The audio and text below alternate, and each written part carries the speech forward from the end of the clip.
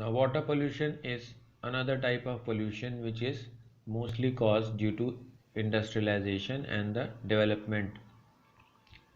All the people need clean and pure water for drinking, but this water is not available freely because most of the water is getting polluted, and the main reason is it is caused by the humans. Polluted water leads to various diseases which are harmful, but they can be prevented by taking measures. So what measures should we take? Most of the water which we consume, it should be clean, and because the diseases are spread through contaminated water as it contains flies or dirt and the industrial waste. The diseases which affect the intestine are transmitted through fecal waste and contain bacteria, virus and parasites. So if we consume infected water, then it will cause the health related issues. It will cause bacterial and virus and parasitic diseases.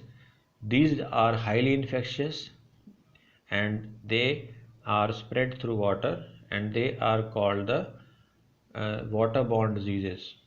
So what are waterborne diseases? Which are caused due to the pollution of the water. Now, how are the pollutants caused? There are many chemicals which contaminate the water. The first is the nitrates. The water polluted with nitrate proves to be fatal. It is harmful for the infants. If water contains nitrates, especially in the infants, it reduces the amount of oxygen entering the brain. The little children are not able to utilize oxygen, and it causes a condition which is called blue babies. Blue babies because the children appear to be blue, and this condition of blue is caused because the water, the blood which is present in the body of the children, it tends to harden, and after some times the blood which is red in color starts turning the color into brown, which appears in the form of blue. Like when you are injured in the beginning, your skin, if you are the bleeding takes, then you can see the blood out, but sometimes when there is an injury, this injury is not visible outside and it appears blue in color. So the children are said to have blue color. It also affects cancer of the digestive tract. The next pollutant is the pesticides. These pesticides contain carbonates, organophosphates and carcinogens, poisonous substances. So what are these pesticides? They are the substances which are used by the farmers in their plants for spraying, for killing of the pests. These pesticides enter our body and they can affect the cells in our body, which affects the reproductive system and the hormonal system in our body. The third pollutant is the fluorides. Fluoride is found in the higher amount in the underground water. It is found in the areas where the underground water level, underground water is used, and if the underground soil and the rocks contain fluoride, then the water becomes contaminated with fluorides. These excess fluoride makes the teeth yellow. It infects the spinal cord and affects the crippling of the body parts. Then petrochemicals like benzene, they cause cancer. This is another pollutant which affects the water. Then heavy metals, arsenic and mercury and all, they are heavy metals. They dissolve in the water, and if we consume that water, then it affects the skin. It causes skin cancer. Mercury, cadmium, they disrupt the metabolic system and affect the kidney. So they are mostly found, and we are consuming the water. So these chemicals collect in our body and they cause these severe diseases which causes death, and most of the time we don't know about it. The next pollution is the soil pollution. The main source of soil pollution are the industrial waste.